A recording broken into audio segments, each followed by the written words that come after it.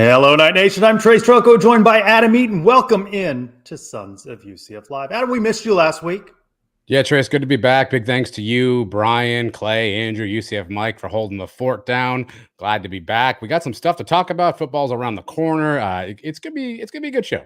I feel it in my bones. Good show for us tonight. Feel it in your bones. Bones. Can I brag on us a little bit off the top? I don't know why I would stop you.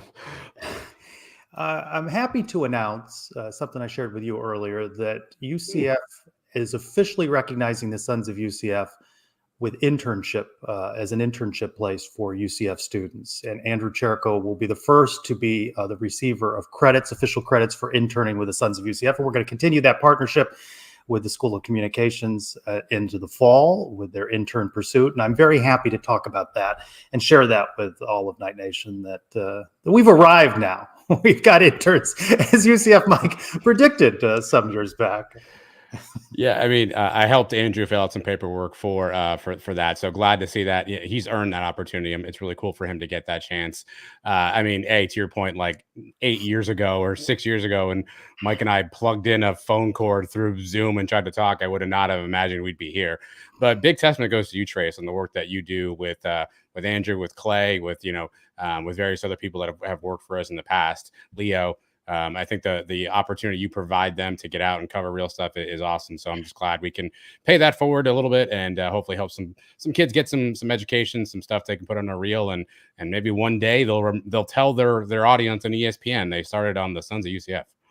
Wow, wouldn't that be something? Are we still claiming Clay after last week? I just checking. I didn't see a lot of last week's show, so I don't know what he did. So I'm ignorant to it right now. So I'm in on Clay for the time being. Yes. No, I love Clay, so just joking. So that good news off the top. All right, week 2 of UCF preseason practice. How do you look at the preseason? You feel it building momentum? We are 21 days out, 21 days, 3 weeks from now. The Knights will be hosting New Hampshire in the Bounce House. I feel the momentum for sure, right? Because it's getting closer. You're looking at depth charts. You're talking about, turnovers. You're actually talking real football now versus, the talking season, as we call it. But I still don't know what to make of anything, right? And I think that's the challenge for all of us, is we're trying to find nuggets of info to understand what the season's going to look like, because we're so hungry to have something come our way. So I am excited. I'm trying to find those Easter eggs of what's going to happen. And it is getting closer. It's feeling realer now, right? I heard Ted Roof talk about turnovers, and we got to stop the turnovers. I haven't heard that talk in 8 months, Trace. So I welcome your turnover talk. Now, I don't want to have any, by the way. But I am getting excited. It's getting realer and realer and realer. I saw ESPN today announce their broadcasting crew for the game. So we're getting real, Trace. It's getting under crunch time here. So hopefully, things continue to progress. No injuries, but I'm starting to feel the itch a little bit.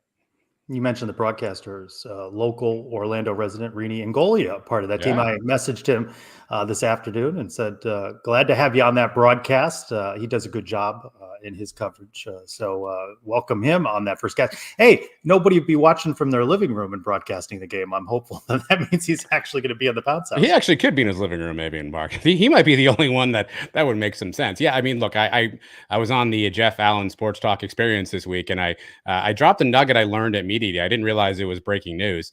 So while we were in Vegas, I bumped into Devin Gardner, who many of you know as basically UCF's primary color analyst last year, because he was on so many Fox Sports games. And so I kind of jokingly said, hey, how's the studio working out for you? And he gave me some colorful language about how much he hated broadcasting in the studio, not being at games, and said that this year they will be on site, and he thinks he'll have some UCF games this year. So if we see Devin Gardner, we actually may see him in person at a Bounce House or someplace else, teaming with Tim Brando this year, by the way, for a fun fact. So no more remote broadcast per Devin Gardner for Fox Sports. All right. The slogan Gus Malzahn unveiled at Media Day, tough and together. How are you feeling tough 3 weeks out? How are you feeling? Tough?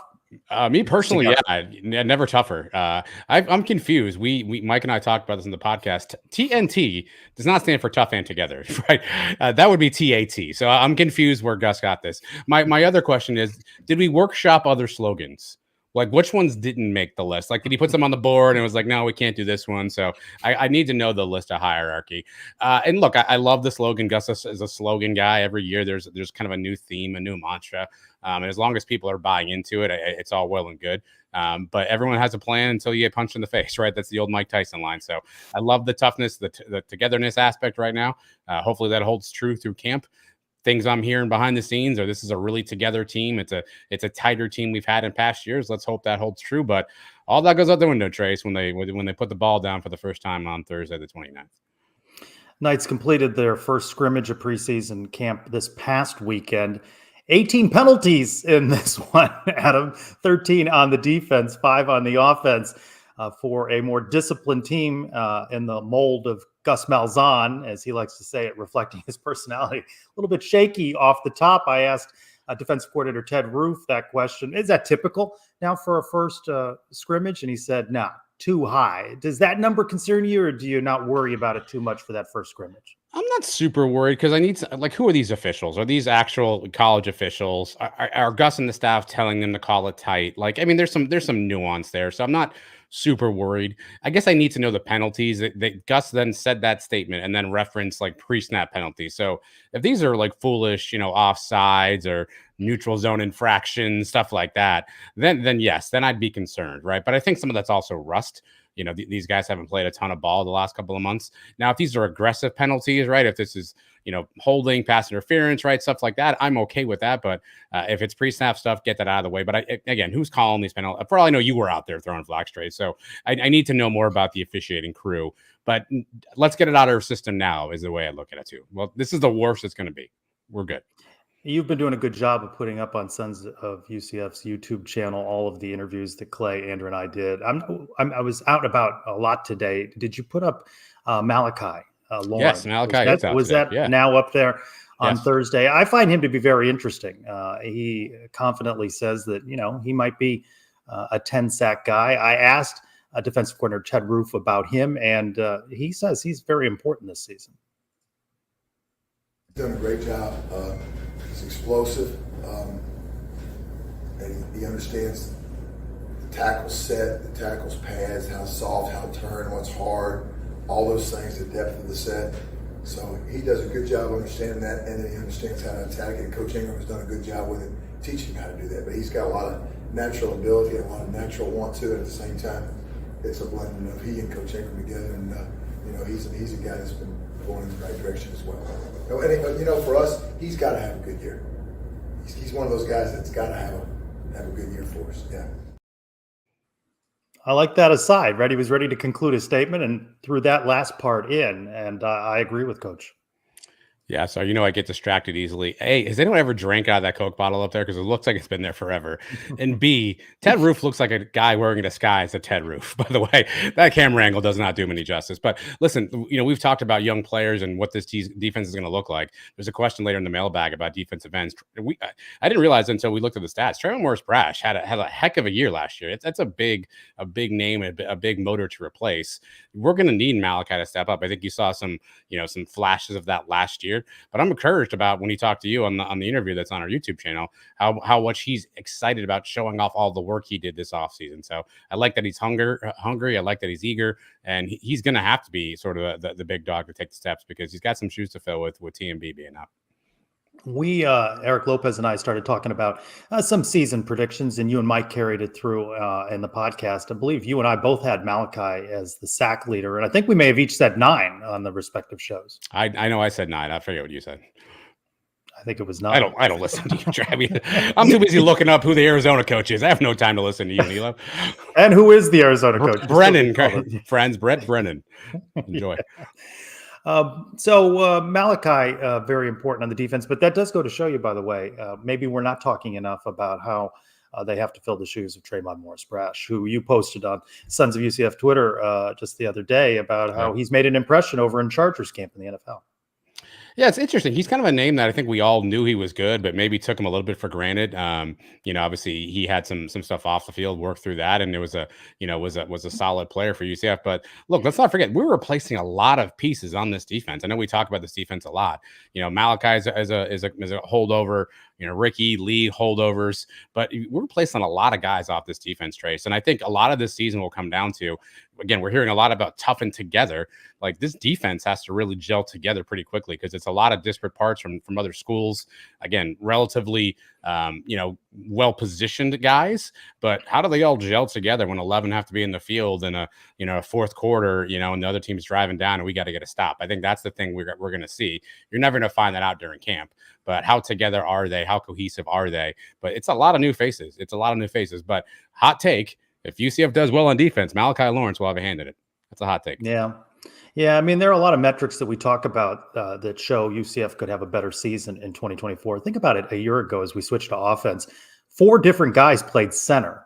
And when I spoke with offensive line coach Herb Hand, he hadn't experienced that in some 35 years of coaching. That's why I have a lot of confidence in Coach Hand that he'll bring together that unit. But that is tough. 4 different guys playing center. And that shows you the importance of Caden Kittler. He was injured as well last year. They really looked to him. Didn't we refresh my memory? He was an interview we did early on, right? I was going to remark on this.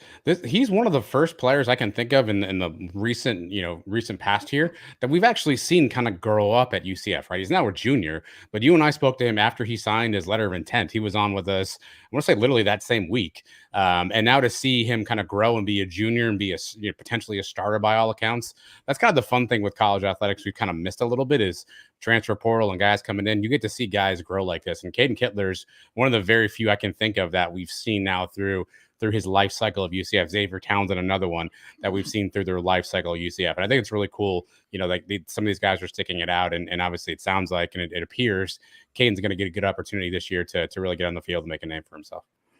All these players, especially all these transfer guys, they have to gel as part of a new team. KJ Jefferson is new to the Knights as the quarterback transfer from Arkansas. And, Caden was asked during his media availability this week about that chemistry and developing it, and his comments on KJ Jefferson now. No, KJ's a great dude. Like I said in the springtime when I was in the media, he's just a great leader. He understands everything that we're trying to do. We get together once a week, watch film with him and the running backs just to try to understand more what the defense is trying to do and let them know what we're thinking and what they're thinking as well. So he has confidence in KJ. Jacoby Jones, he was a guest on Sons of UCF Live when he announced his transfer. 2 touchdowns in that first scrimmage. Knights preparing for a second scrimmage on Saturday. I'd like to see him cut down on the mistakes and hear some more positive comments from Gus Malzahn about how both sides of the ball are coming together. First off, kudos to you on the self-promotion tonight. That's 3 really good self-promoting drops. You're doing a great job on that. Keep that up. Yeah, look, Jacoby, maybe 4 actually, because you mentioned the one thing about YouTube. Jacoby is interesting to me because he's a big-bodied receiver. We knew he had a lot of talent, but he had injured at Ohio U, not Ohio State. And so I guess we weren't really sure what we had, but to see him kind of come in, make some catches. But yes, you want to see, the penalties get cut down. You want to see more of the opportunity to have clean football and really kind of figure out who the guys are. I think I also heard somewhere, I think it was Gus said that Miles Montgomery had an 80-yard touchdown run called back from a penalty, right? So if you're going to make these explosive plays from some of these new guys, penalties are the last thing you need. But I'm encouraged that the names we're hearing are names we brought in, names that are kind of new to UCF, and you're seeing potentially what their impact looks like. And again, if you can add some of that talent to what was here already, then you've got the recipe for something pretty special.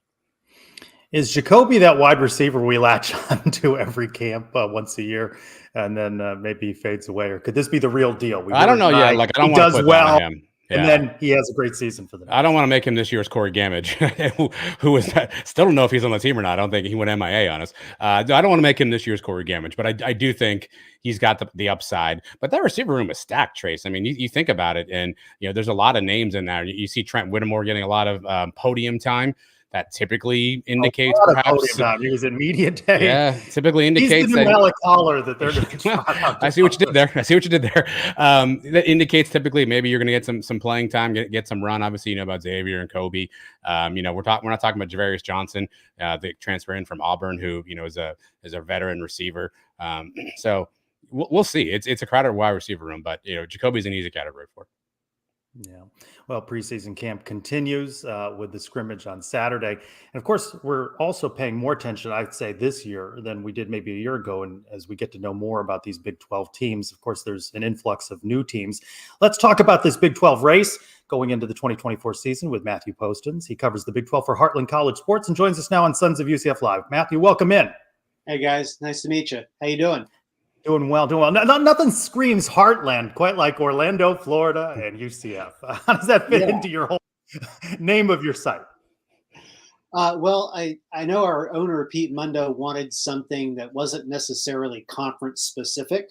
We actually kind of talked about this a little bit when Texas and Oklahoma announced they were leaving a few years ago, because we were still Heartland College Sports at the time. And we were all kind of like, well, if the Big 12 goes away, what do we call ourselves? And Pete's like, well, we'll stick with the name, because even if the Big 12 breaks up, we might still cover these teams.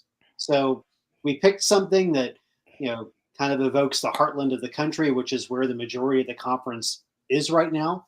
And it's also something that's, consistent for the folks who come to our site.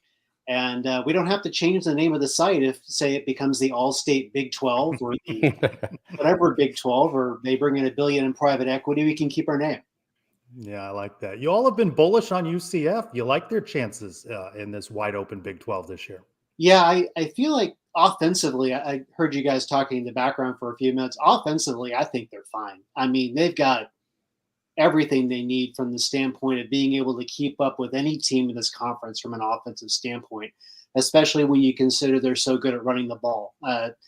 This conference has kind of done a pivot over the past half dozen years from being a conference that was really about the air raid, to being a conference where more teams are more balanced offensively. I talked to Matt Campbell about that in media days, and he said for them, it was really about, we needed to find a way to shorten the game. So we needed to run the football more. So that's why they started running a lot more 12 and 13 personnel, 2 tight ends, 3 tight ends. And that's filtered over to Oklahoma State. Texas Tech is running the ball more, even though they're running parts of the air raid, they're running the ball effectively more often. And that's, bringing guys like Ollie Gordon and Taj Brooks a lot of attention. So when you have a guy like RJ Harvey who can run the ball, and you bring in KJ Jefferson, who is known for running the football out of the quarterback position, you've got consistency up front. You've got a lot of talent out on the side with the wide receivers. Defenses don't quite know what to do with that. And that's going to make you guys a really hard team to deal with as you get into conference play the second time around. Matthew, what's the impression conference-wide of Gus Malzahn? Obviously, a ton of success at his time. Well, I mean, a ton. He had success in his time at Auburn.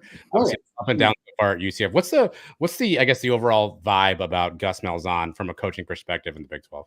I think the coaches in the conference, they respect him a great deal. They know what he did, not just as the head coach at Auburn, but as the offensive coordinator there when they won the national championship.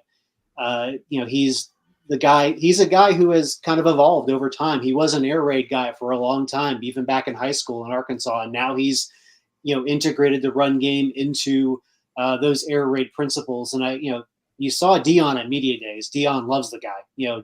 Gus was obviously recruiting his kid coming out of high school, and they've maintained that relationship. But when I talk to other coaches about Gus, there's a lot of respect there. Many of them have crossed paths with him over the years, whether it be longtime coaches having recruited some of his kids when he was coaching high school ball, to when he was working his way up as an assistant and as a head coach at Arkansas State. So a lot of respect for him in the conference, from what I can tell from the other head coaches.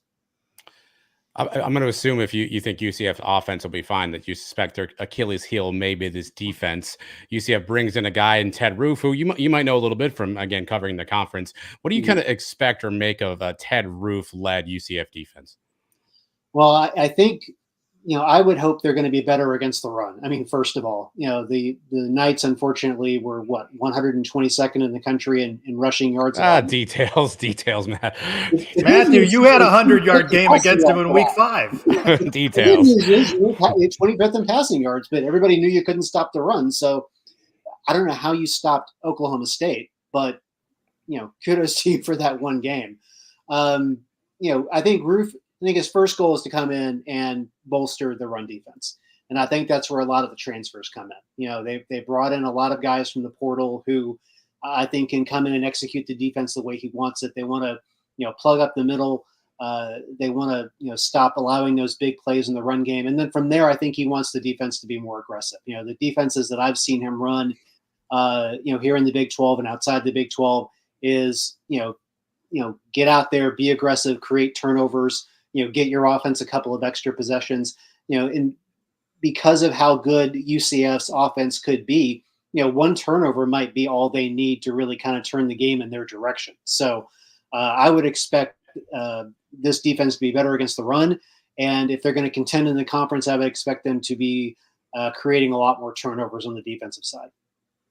High-profile non-conference game in the league, and Knight fans have all eyes on Gainesville for the matchup against the Gators. I sometimes feel like I'm a lone voice in the wilderness, where I'm very concerned about traveling to Fort Worth and playing TCU in the Big 12 opener. Tell me I'm wrong here, or back me up. What do you make of TCU, especially in that conference opener in Fort Worth? It's interesting because, they came out last year and they had Colorado in their opener, and that game turned into a complete shootout. And by the end of the season, both teams were under 500. And I don't think anybody in Fort Worth was really able to kind of make heads or tails of the kind of team that they ended up being. Sonny Dykes has talked locally about the fact that, so many things that he wasn't expecting to happen last year happened, and that he had a lot of guys who, maybe were off task to some degree within the program. I think those guys have moved on for the most part. I think they feel good about their quarterback position this time around. I think they feel very good about the transfer guys they brought in, and they've made adjustments on, both sides of the ball in terms of, especially in defense, tweaking some of the formations that they've been using for a long time. I mean, they've continued to use that Gary Patterson defense even after Gary left, and they're not using that anymore. So they've made a lot of adjustments on the defensive side, I think, to help do a better job of slowing teams down and limiting the big plays that really were kind of their Achilles heel on the defensive side last year. I expect them to be a 500 or better team. I don't know if they'll be that kind of team when you guys see them in week 2, because I feel like there are enough pieces on their team that are still trying to come together that they might be a team that becomes, better in the second half of the season as opposed to where they might be in September. Well, on that note, then, team maybe better in the first half was Colorado. Started out strong a year ago. What do you make? You buying or selling on Coach Prime and Colorado? The Buffs come to Orlando following that TCU game. Yeah, I think this is a really big season for him because, of all the turnover they had when he came in, and then they had a bunch of turnover after that. I'm all for kids having an opportunity to move on if it isn't working for them. But the amount of turnover that they've had at Colorado the last 2 years, I don't think it's conducive to building a program. I think it's good to tap into the portal and, plug holes that you're having issues with, like UCF did with their defense. But to have the massive amount of turnover they've had the past 2 years, I don't know how that's conducive to building a program. And I think that's what he wants to build there. I think we're going to find out a lot more about that this year, because he'll be working with guys that his stars will have been there 2 years. They will have been in his system for 2 years. He's got, I think he's got the coordinators he finally wants within his coaching staff. But for them, it's all about the offensive and the defensive line. That's where they struggled last year. If they struggle there this year, they're going to have another rough season. 2 other road games this year, Matthew. Iowa State and West Virginia. Which one of those 2 would you be more concerned about if you were UCF? When are both? Oh, I can look at the schedule. Never mind. Iowa State's earlier. West Virginia comes after Thanksgiving. I think I'd be a little bit more concerned about Iowa State, just because I've been to both stadiums. I've experienced both environments. I think Iowa State's a little bit more amped up. I think that'll probably be given it's an October game, mid-October, that'll probably be like a mid-afternoon game. That's great tailgating in Ames. They'll be geared up for that game. I know there's been a lot of byplay between the 2 fan bases on Twitter over the past year and a half. So I think Ames is a slightly harder environment to play in than Morgantown.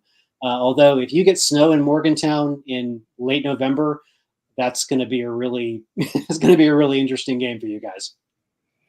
One of the new schools, obviously Arizona, it's hard to know what to make of them, right? They had a coaching change. Our friend Brett Brennan is there now, but they still have some talent, on the team. What do you make of this Arizona team? I can't figure out if should I be concerned about them, or do we think there'll be some drop off with the coaching change after Jed Fish leaves? I think there'll be a little bit of drop off, but I don't think it's going to be significant because they've got consistency at their key positions: quarterback, wide receiver, offensive line, and linebacker. They've got really good players at all four of those positions, and some great consistency left over from when Jed Fish left for Washington. I feel like they've got one of the bigger games in September in terms of conference play because they've got to go to Utah at the end of September. And, that's a big game for both of those schools because Utah will be coming off their conference opener against Oklahoma State in Stillwater. Those are two big games for Utah because they've got a really favorable schedule, frankly, in conference.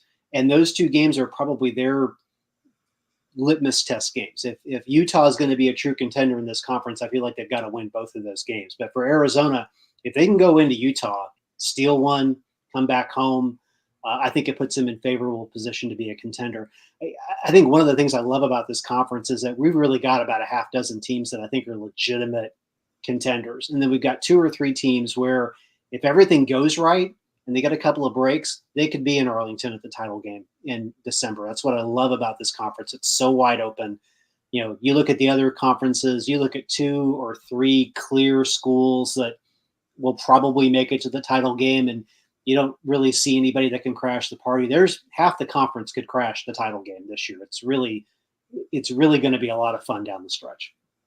Only two opponents on UCF scheduled to play a year ago. Three of the four newcomers come to Orlando. You mentioned Utah. That's a Black Friday primetime game on Fox. How big are you on Utah? Do you have them in a conference title game? Yeah, I think they have everything they need coming into this season. They've got their quarterback back. They've got their tight end back. They've got a lot of talent in their backfield, offensive line. Their defense is in really good shape. I think they probably would have won the Pac-12 last year had they not lost Cam Rising to start the season. That was their biggest problem last year. They didn't always have the consistent quarterback play that they needed. So you bring him back. You give them a favorable schedule where they don't have to play Kansas State. I think their toughest game after those first two is probably at Iowa State, just because it's a road game. Depending upon where you guys are at the end of the season, that could be a really tough game for them. But I just feel like they have everything they need. And while I don't think it's like Utah and everybody else, I think it's like closer like this. I do feel like they're one of those two or three teams that, to me, along with Kansas State and Oklahoma State, I could easily see make it to the title game in December. And who's the other team you have them playing? Is it Kansas State? Is it Oklahoma State? Somebody that we're not talking about, perhaps? In my mind, it's Kansas State. They've been incredibly consistent, year to year under Chris Kleeman. I think Avery Johnson is going to have a fantastic year at quarterback. I think obviously he showed his skills as a runner. I think he's made great strides this offseason as a passer. He's got all the weapons he needs around him. They got some question marks up front on the offensive line, losing Cooper Beebe to the NFL. But I think they're the team, they've got talent at key positions. They've got a quarterback who's growing into the role who I think can be a top tier quarterback in this conference. And like Utah, they've got a pretty favorable schedule, frankly, as we go through conference play. They'll have to play Iowa State to end the season. That's a big game for them. But, they're the team that right now, in my mind, I have pegged to play Utah and Arlington. Matt, where do you rank KJ Jefferson among Big 12 quarterbacks? I think given his experience and given what he did at Arkansas, I think he's on that second tier. I think he's landed in the right place. If I were to send him to any Big 12 school, if he was transferring out of Arkansas, I would have sent him to UCF because I think he's got the skill set that Gus loves at quarterback. I think he's a better passer than people give him credit for being honest. I think he's much more accurate. I think he has the ability to make things happen on the run that other quarterbacks can't make. I just don't think that the system necessarily at Arkansas allowed him to fully leverage what he can do. And I think Gus is going to be able to do that within this year.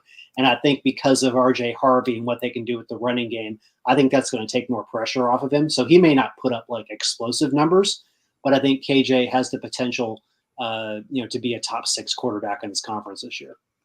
Well, you mentioned RJ Harvey. I'm going to give you a layup here so you can make some friends with UCF fans. Where do you rank RJ Harvey in the Big 12 running back hierarchy? Boy, I'd put him probably put him third behind Gordon and Brooks. I think, when I watched RJ on TV last year, I didn't get out there for a game, but he impressed me with his ability to hit the hole and go. He really had a good sense of where the right hole was going to be to get him to move up the field. I thought he was a really powerful runner who could break tackles. I thought he showed some good shiftiness that I think NFL scouts are going to like once he gets to that point.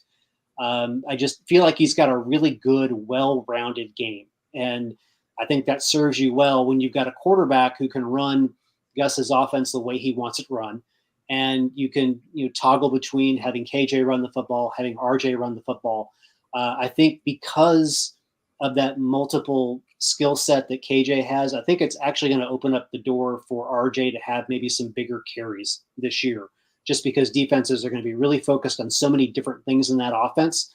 It's going to leave him in situations where he's going to get the ball and maybe there's only going to be 5 players in the box, and the offensive line is just going to have their way with whoever's there. We're talking a lot about offense. Defense wins championships. Let's talk about that a little bit. Best defenses in this league that you expect to be consistent over the course of the season. Oh, gosh. Iowa State's always very solid. John Heacock does a tremendous job there working with whatever he has to create a defense that can win a championship. Oklahoma State, Mike Gundy's really embraced defense over the past 3 or 4 years. I mean, in a way in which he just didn't before. Even after they lost Jim Knowles to Ohio State, they've been able to build a consistent high-level defense that can create turnovers, that can stop the run, and can really limit the passing game. And that's part of the reason why they've been able to go to the Big 12 title game 2 of the last 3 years, because they've really invested more of their time, energy, and recruiting in the defensive side of the football. I really think that Arizona has the ability to be a really good defense this year in this conference. And I wouldn't rule out West Virginia having a really good defense this year. They had kind of an under the radar defense last year where I don't think a lot of people were paying attention to how good it was. Neil Brown has some really good players coming back. He's also got some good transfers coming in, especially in the secondary, to kind of fill out spots where he lost players to the NFL. I think they could be a really good under the radar defense that maybe folks won't be paying attention to, but could be like a top 30, top 40 defense in the country. You mentioned Matt Campbell, the Iowa State coach, earlier. Have you met a guy with a better tan than Matt Campbell? No, I haven't. And as far as I know, he doesn't sun. I mean, he's had that complexion since he's been in the conference. It's crazy. I don't know what he's doing, but it's working for him. It's just, he's one of the most consistent coaches in this conference. I mean, you go to media day, he's always going to kind of say the same things, which isn't necessarily a bad thing. He's not terribly controversial. He always has his players' backs, but everything that he does within his program, he's built it in a way that's mindful, that's there to help develop players. You see it with Brock Purdy every Sunday with the 49ers. And there are a lot of other Iowa State players that he's coached over the past, half dozen years that are in the league now. Breece Hall with the Jets. They've all kind of embraced his culture. They've all embraced how they develop players there. And it's part of the reason why they're, consistently good year after year in this conference, and why they're a team that I feel like, has the potential to get to Arlington this year for the title game. How many coaches would you put on a hot seat? Dave Aranda comes to mind in Baylor. There's some squawk there that a fan base is getting a little frustrated. Who else might you consider on a hot seat? I'm not certain there's anybody truly on a hot seat in this conference, except maybe go back to Neil Brown. And I know that sounds like a broken record, but he got a 1 year. Is he just the easy name to mention year in and year out? He got a 1 year extension after the bowl win, but he took a pay cut to do it. And that's just really unusual to me. Usually you win a bowl game in that situation, maybe you get a 1 year extension, but you get a raise. He took a pay cut, which I just thought was really odd and unusual. You don't see it very often. It kind of sent a message to me like, yeah, you earned another year, but maybe you haven't earned anything beyond that. So that's kind of why I feel like West Virginia has to have another good year for Neil Brown to not just get a 1-year extension, but to get like a 2 or 3-year extension and get a raise. And a raise. And a raise, exactly. Get some of that money back. And I don't see anybody else in the conference who's really sitting on a hot seat right now, because you have a lot of new coaches in the conference, both to their jobs and to the conference. The coaches that are here really haven't shown an interest in going anywhere else. Gundy, Campbell, those coaches. I think it's probably more likely that a coach gets lured away to a quote unquote bigger job than it is for anybody outside of Aranda or Brown to get fired. I can see in the chat Satterfield. He's been there. This is his second year at Cincinnati. Last year didn't go well. They turned over, I think, like 30 something players in the transfer portal this year.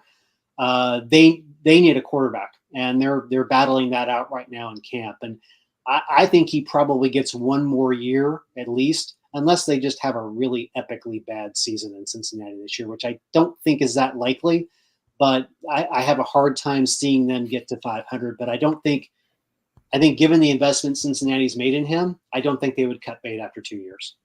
As much fun as it is to talk about football, basketball will be here before we know it. How much fun is this league going to be? A 20-game schedule now.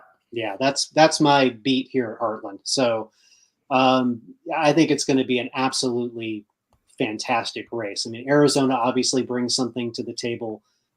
Colorado has been a really good team the last few years. The only one of those 4 new teams that are coming in that I kind of have some concerns about is Utah, just because they've been kind of average the last few years. Even Arizona State, I know they weren't that good last year, but Bobby Hurley has done such a fantastic job in the transfer portal this year that I think Arizona State could actually have a bounce back year.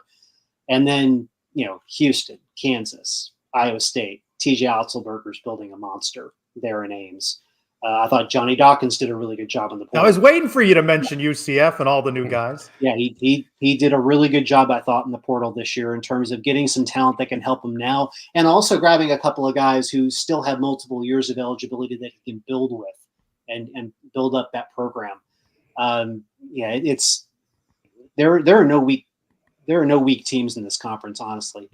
DeVries at West Virginia, I think they'll struggle a little bit this year, but I think eventually he will build something really good there at West Virginia. I mean, it's hard to pick a bad team in that league, a truly bad team. I mean, there will be some teams by the end of the season that are, maybe 6-10, or I'm sorry, 6-14, 7-13. But that sounds funny, doesn't it? but they won't be bad teams. They'll just be teams that, ended up on the losing end of probably 4 or 5 games they could have easily won. That's why I say if UCF can get to 10-10, that's going to be an accomplishment year over year. Matthew, enjoyed talking Big 12 football with you. We'll have to have you back as that basketball season gets closer. Yeah, absolutely. All right, Matthew Postins covers the Big 12 for Heartland College Sports. Thanks for being with us on Sons of UCF Live. Thanks, guys. Appreciate it. Thanks, Matthew. All right, Adam, what do you think? You still thinking Utah, Kansas State? It still feels pretty wide open. In Heartland, they give a lot of coverage to the Big 12, and they seem to like UCF. Yeah, they do a great job.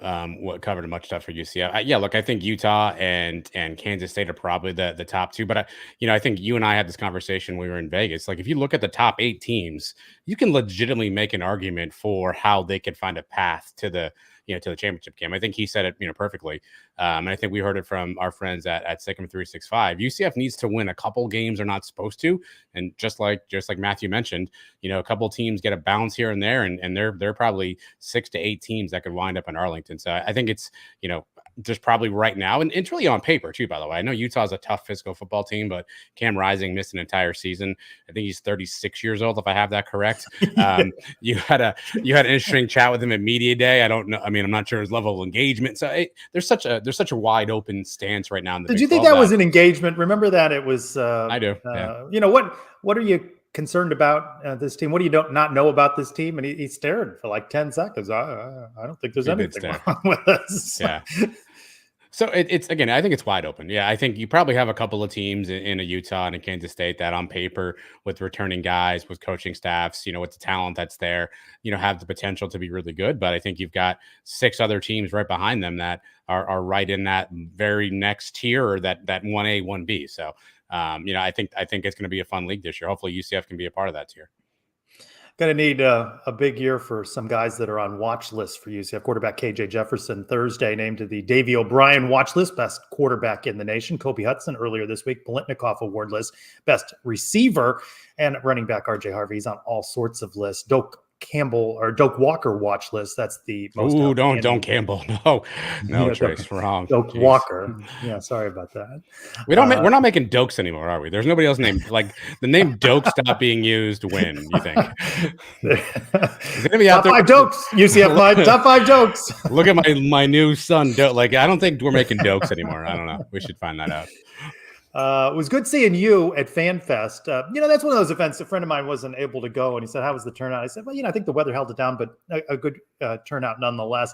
Is that an event where you want 10,000 people running around the arena, or did you like it just the way it was? You could really have conversations with the players, take the photos, get the autographs. It was spaced out in such a way you could really meet everybody, and it wasn't a mob of people. Yeah, I told you. I mean, we go every year. My son loves to go and loves to meet the players. That's actually this autographed picture right there behind me that we got there. So all the autographs on that. And I told you the real reason we go to FanFest.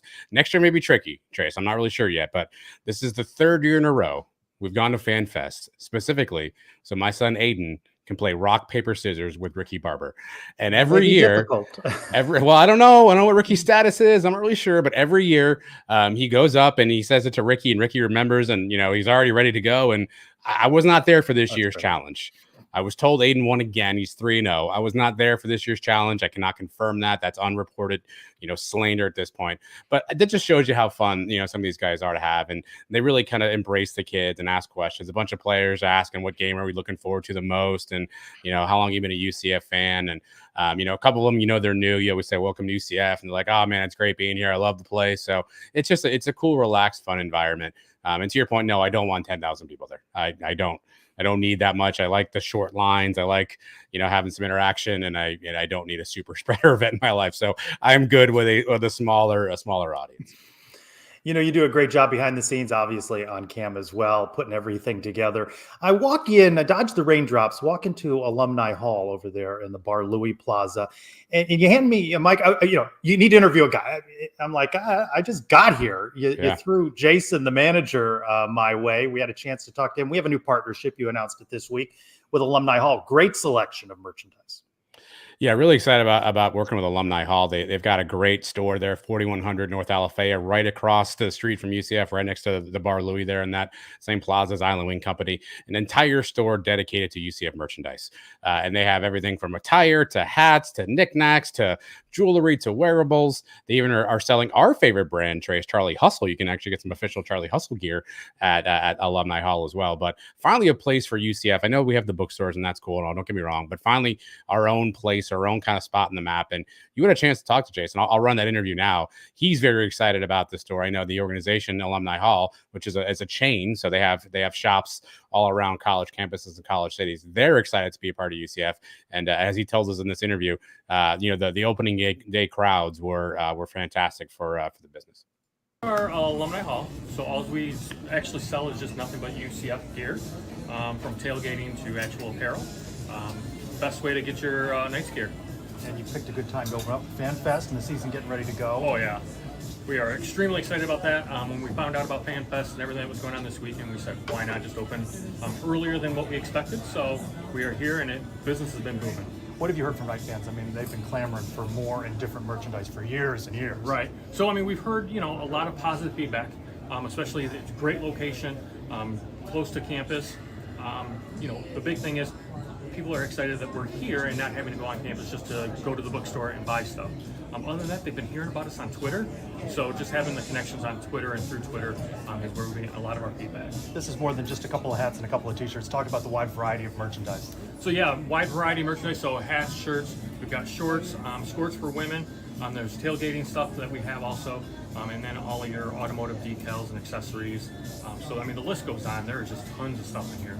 Some brands people will know as well. Talk about that. Yep, so the brands that people will know you, we've got Nike, which is the official sideline gear for UCF. We've got Cutter and Buck, we've got Johnny O. On the women's side, we have League, there's Champion, we've got Press Box, Comfort Colors. So, I mean, again, the list goes on what we carry. Just in store, or can you order online as well? You can order online, so you go to alumnihall.com, and then up at the top it'll be a spot for pick your team, pick UCF, and all of our gear will be there, and it actually ships right out of the store, so we will package it nicely and ship it out to you. What's the reaction you're hearing from fans? They like what they see so far? Oh, they are loving it. They, the biggest thing is, great location. They're excited we're here. The other comment is, we've been longing for a place like this for years, so we are excited to be here. Longing for merchandise. I'm curious if anybody paid attention to the background of the interview. There was a cameo appearance walking behind. I don't know if even you saw it, Trace. I know you were there. Did anyone catch the cameo appearance in the background? Anybody? Oh, wait. Anybody. Maybe in the chat. They'll figure it out. No, it was when Terry Mahajer was actually there. He walked past the camera a few times. He was there incognito shopping with his son. I told the story in the podcast too, for those of you out there with significant others. He was doing the classic, send the husband to the store move. He had the phone out with his wife and he was like, "Do you want this one? It's in pink. This one's in classics husband. I don't know what I'm doing here. How do I shop for stuff mode?" So we even got to run into Terry Mahajer there. Did your son end up with a lava lamp? No lava lamp was brought back to Eaton He Manor, wanted one of everything. God he did. No, he did. Luckily, my my wife decided that that wasn't a good idea. So we do not have any lava lamps. Alumni Hall, check it out at the what was it? 40. What was the address? 4100 North LFA. 4100. Yeah, right next to Bar Louie.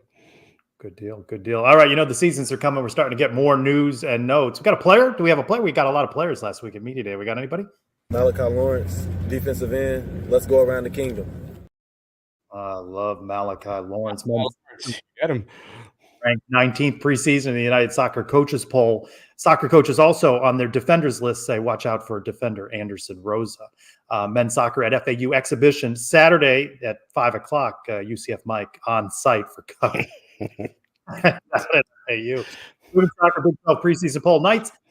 6th out of 16. A lot of people. A lot of schools in that conference. All Big 12 team. Chloe Netzel, Jessica McMullen, and Ediong Edim. I have no idea. That may be close. I don't know. I'll find out as the season draws closer. Miami in an exhibition Saturday at UCF. Volleyball, Big 12 preseason poll, nights 11th. That does not seem as good. We're going to need that Gus Malzahn chip on the shoulder speech to head over to Jenny Maurer. Yeah. By the way, have you ever used that in any other framework besides sports? We've heard a lot about chips on shoulders. What you ever use that in a work capacity or any other situation?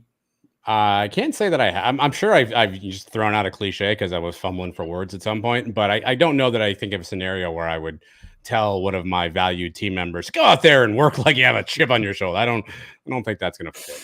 I'm willing to try it though and report back. I've been actively promoting all of the many things on the Sons of What else we got? YouTube channel, which includes this week's episode of Around the Kingdom with Eric Lopez. Yo, when have you ever heard a coach just kind of keep cut? He is really still ticked off about last year, and he's trying to set the tone. And I think that's the tone he's trying to set to this team is let's play with an edge here and try to create this edge, this kind of nastiness, this kind of chip on the shoulder. Whether it works or not, we'll see. But I think that's clearly what he wants to see from his football team. Yeah. I really just pulled every that time clip. you hear it, take a drink. I really just pulled that clip for this. Yo, when have you? I just want to hear the yo Yo by Eric Lopez. That was the only reason I pulled that clip. What if you not chopped up that clip where you got very excited a couple of weeks ago about something or other? I'd listen. Elo's very passionate about what he does, but now that I think about it, that may fit nicely into the mailbag. So, Around the Kingdom on the Sons YouTube channel. Clay Pasco, who did a great job helping us out last week in running behind the scenes, Sons of UCF Live, continues to chop things up on our Instagram. We're still getting people joining on the Sons site on Instagram, aren't we? yes. Yes. Yeah, And those metrics brought to you by. That's Clay's department. I mean, you have to talk to our department head of Instagram. That's Clay Pasco. Is any of the Sons of UCF merchandise available at Alumni Hall? No, so in my conversations with the fine folks at Alumni Hall, I happen to mention that, we've been known to produce some pretty high quality gear, and they were like, great. And so we'll see. I mean, I don't know what the licensing deals look like there. They seem pretty open to some stuff too. So, well, we will see. But speaking of Alumni Hall, while we're there, we actually first go to night-fan.com for Sons of UCF stuff. I saw Joyce ask earlier, where can I get a hat like this? I don't know if we have any more of the Citronaut Blue left, Joyce, but we can certainly work on that. But you can get a bunch of stuff on night-fan.com. Hats, a shirt like Trace is wearing. The distribution of Task shirt is still there. Mine should be coming any day now, so I cannot wait to rock my official distribution. I'm still not sure that's a real thing, by the way. I think that's just you guys are just having fun with that. Oh wait, oh no, you just wait, my friend. Coming soon. No, that's a real thing. I'd love to get in the t-shirt business more, but I'm not creative at all. But here's something fun for everybody. I did talk to my good friends at Alumni Hall again. They have something special coming up in about a week. They've got a new merchandise release coming up. They couldn't tell me what it is, but they did promise that we will get to give away one of whatever it is. So I don't know yet what it is. It's super exclusive, apparently, super secret. It's a secret shipment coming in. So stay tuned to the Suns, social media stuff, X, Instagram, whatever. And as soon as we get that green light, we'll let you know. And you may win something really cool from our friends at Alumni Hall. Maybe Sandhill Crane merchandise. I'm all in on the Sandhill Crane merch. I'll see what I can do. I think there's a shirt in the Kingdom. This is boom. Gotcha. All right. We had Brian Peterson here, but nonetheless, last week we rolled the open anyway. Well, listen, hold on. Before we do that, I did have a chance to listen to the show last week. And, I listened to the pleas of you and Mike and Brian. And I took a hard look in the mirror, Trace, and I realized that, I was not being fair to the team, to the staff. And so I did. I made an edit, and I'm proud to now show Mailbag version number 4, as I have it labeled here, for all to see. So it's a mailbag. So what? So what? Do you know whose mailbag that is? It's that time again. Time to open the Brian W. Peterson Sons of UCF mailbag. Because I don't really like any of these guys. None of them are my guys. Giddy up. Oh, hell yeah. I added myself in. You all said I would never do it. And so I added myself in for my my bomb shelter last week. And so we'll just keep adding on to this thing. At some point, the mailbag is going to be like 2 minutes long. But the open for the mailbag. I thought you were going to do that stern stare that you gave in Vegas in our on-cam. No. I thought the giddy up was appropriate there. So we'll keep adding in there. Maybe we'll get Elo in there. We'll figure it out. It is appropriate. Brian begins with, you can choose the 2023 season outcome from these choices. Which is it? Well, he said 2023, 2024. 5-7 record, terrible record, Brian, but a win over the Gators, or 9-3, but a loss to the Gators. I am not obsessed with this beating the Gators. I want to beat TCU and Colorado. Give me 9-3 contender in the Big 12 championship game, and I don't care if they win or lose to the Gators. Yeah, I don't know how. If we polled this, I don't know who would vote for 5-7. Like, I get the winning against the Gators would be great, but when we're in the Big 12 championship game and they're trying to find Billy Napier's replacement, like, I'm all good with that. So give me 9-3 and get me to Arlington. Yeah, Oklahoma State lost to South Alabama last year, and their season turned out just fine. Zeebel's UCF. Do you buy new UCF merch every season? If so, what are you eyeing this season? Which sets up Alumni Hall again. I went in there strictly for business purposes. I didn't really get a chance to shop, but that's an easy place to drop some money. Yeah, no, it is. They do have a deal though. If you spend $150, I think you get like $10 in like Alumni Hall bucks or whatever they call it. I should know that as an official sponsor, but every year I try to get an official Suns or a UCF polo rather. I try to get one of the official sideline polos. I took a couple years off, but I typically enjoy the Nike sideline gear style stuff or anything that's kind of unique.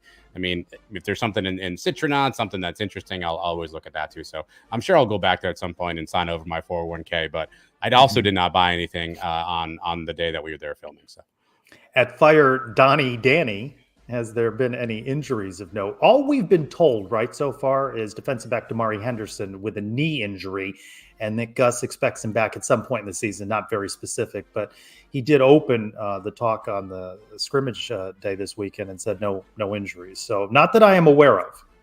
See, Chet knows what's up. Yeah, I told you it's a real thing, man. You're gonna start. I need all of you to go out there and we need to find an opportunity to. We need to get one of these to Ted Roof. How do we do that? No, we don't. I A think friend of mine, John, whom I love dearly and have known for a very long time, he said, Ted scared y'all last week. Nobody asked him anything tough in this week's press conference. I can't speak for the other members of the media, but I don't think I was scared. It was off-putting. He had on the Sally Jesse Raphael red glasses, which I was not expecting. And so maybe he threw you guys off. I don't know. There's a name. There's a name from the past. Everybody Googling now. Sally At Jesse Golden Knight. I promise you, Dolly knows who Sally Jesse Raphael is. Yeah. I promise you. He's got graphics set up already for that. At Golden Knight _2. You have $10 million to invest into UCF athletics. You have to put it on only one thing. What would that be? Facilities, coaching salaries, NIL, scholarships, shareholder only benefits. Put it all on buying the best players in all the land. Yeah, I think you got to go NIL. Now, if there's some sort of a change with the rules and all this stuff, whatever, if I have to go second, I think coaches. I would probably give it to coaches, retain the staff who gets good players. But for right now, if it doesn't go to NIL, I think you're going to get behind anyway. You know, you and Mike had an interesting conversation. It's long rumored Gus is going to eventually end up in Arkansas, all that talk.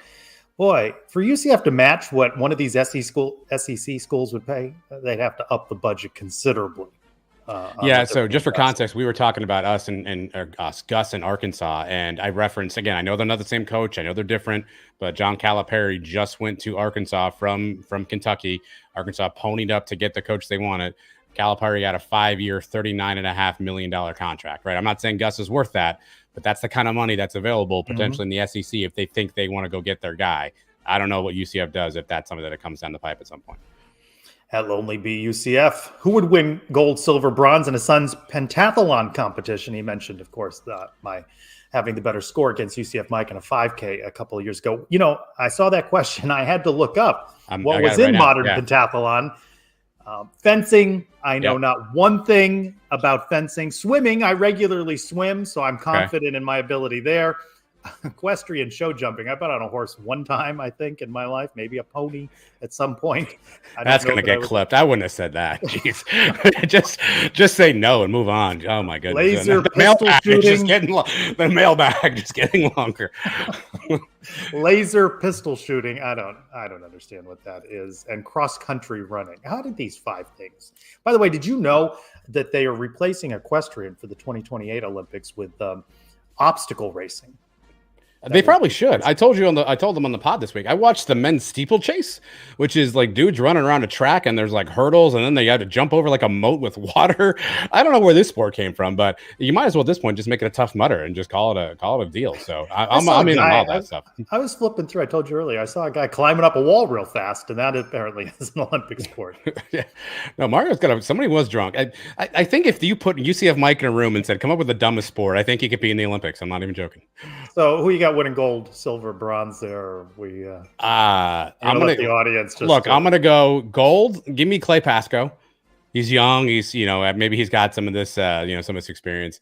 Give me Mike on the bronze, and give me Brian Peterson on a silver. I'm insulted by this. I'm not even on the medal stand. Yeah, I'm not even on the medal stand. Yeah. At C. Pool and Coat, how did the defensive ends compare to last year? Well, in the words of Ted Roof at a recent press conference, they're a year older. Yeah, a lot of young talent, right? We know about Malachi Lawrence, but we talked earlier. We're replacing Tremont Morris-Brash. You've got Najee Kelly, a young guy from Miami who's 4-star recruit, didn't get a ton of playing time in Miami. We have Dalen Dotson came in, again, young kid.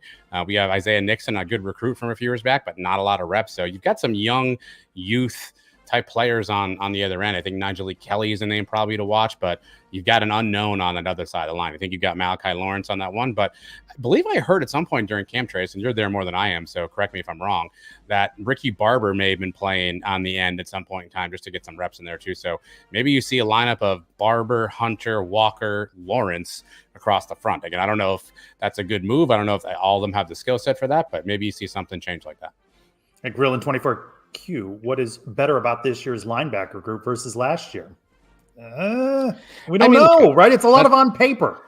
I will say the only thing I would Number say of starts, Ethan Barr. Correct. Yeah.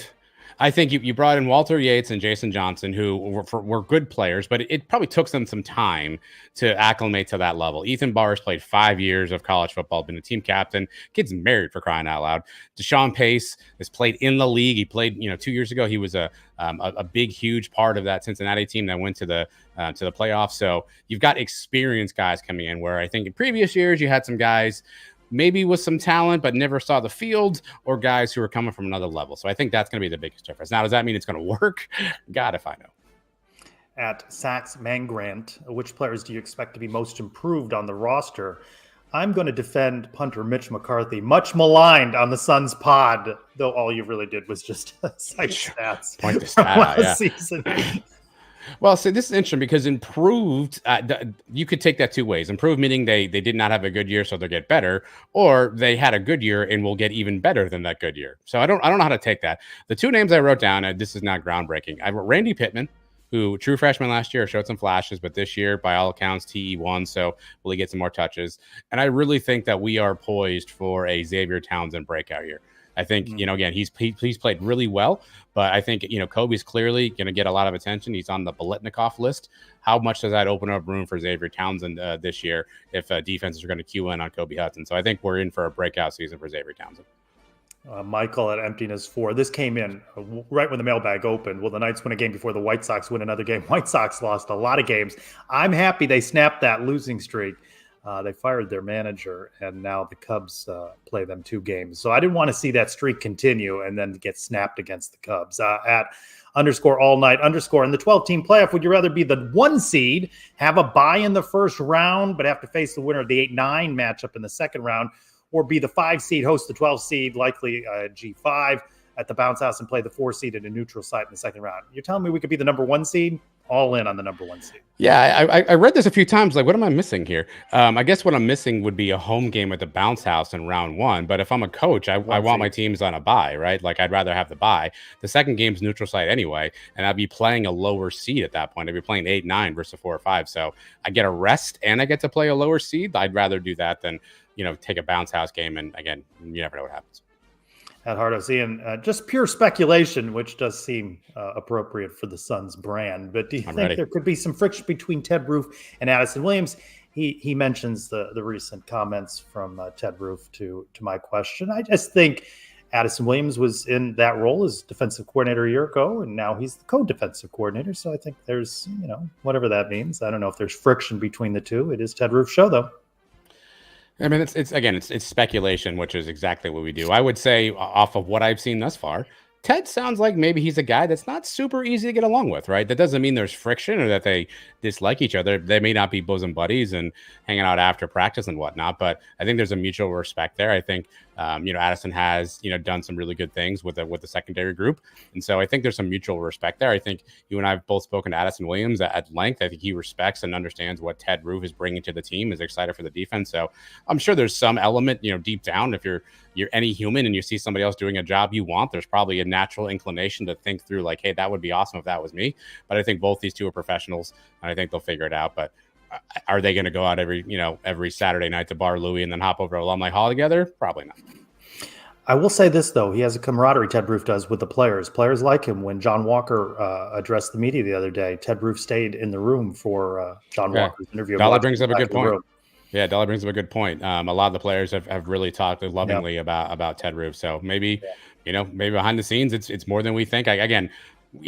We got nothing else to talk about. Let's drum up some friction. But I suspect that these two professionals will figure it out in the long run. Yeah. At UCF, aside from Gus, who has the most to prove in 2024? Ted Roof, as far as I'm concerned. Ted Roof does.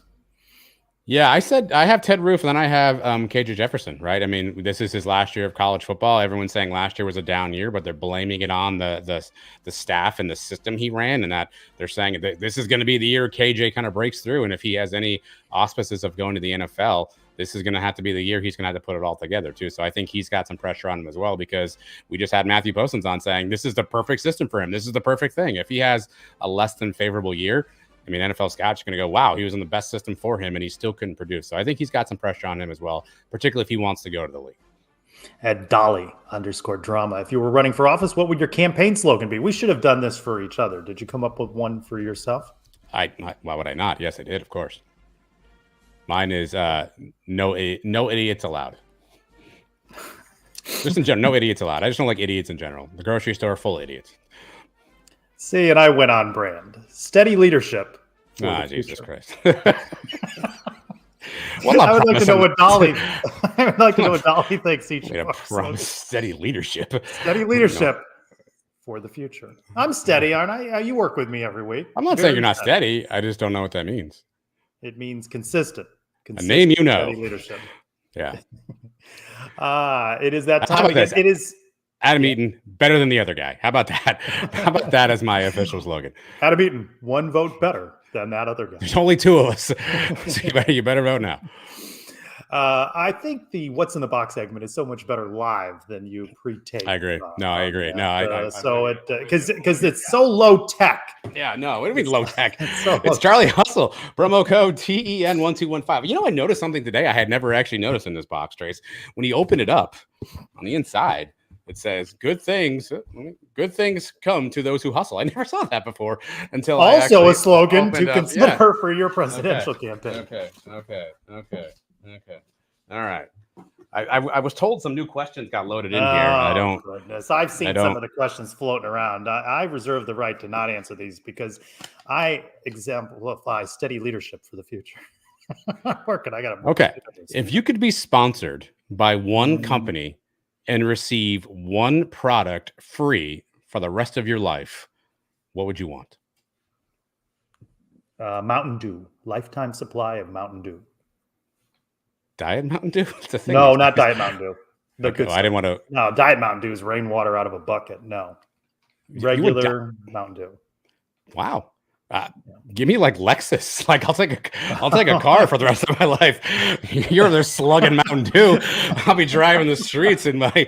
Well, I wasn't thinking so big as a car. In my We Good 2024 campaign there, and you're slugging down Mountain Dew. Good 2024. There's that. It's a good one. No, I've heard them all. Yeah, I like that. You ain't done yet. So, I like that. You have a car, and I'm going to be highly caffeinated. Hold on. Sorry. I got a request here. Joyce forgot the code already. It's TEN1215. Joyce, that is your promo code right there. It's a very interactive show and proof positive, everyone. It's live. It is live. Mountain Dew. What a brick on your part. Jeez. You want a do-over? Can I give you a mulligan? No, I don't know. I mean, what's the question again? What's something sponsoring me for the rest of time that I get one of or something? Yep. Yeah, you get one for. Have you heard that legendary story? There's like that free Chipotle card or free McDonald's card or something. Like if you get free of something for the rest of your life. I feel like Mountain Dew's not owned a couple of cars in my life. I drive my car into the ground. I don't know how many cars. I mean, I wouldn't go through them that quickly. I don't know. Well, you could if they're free.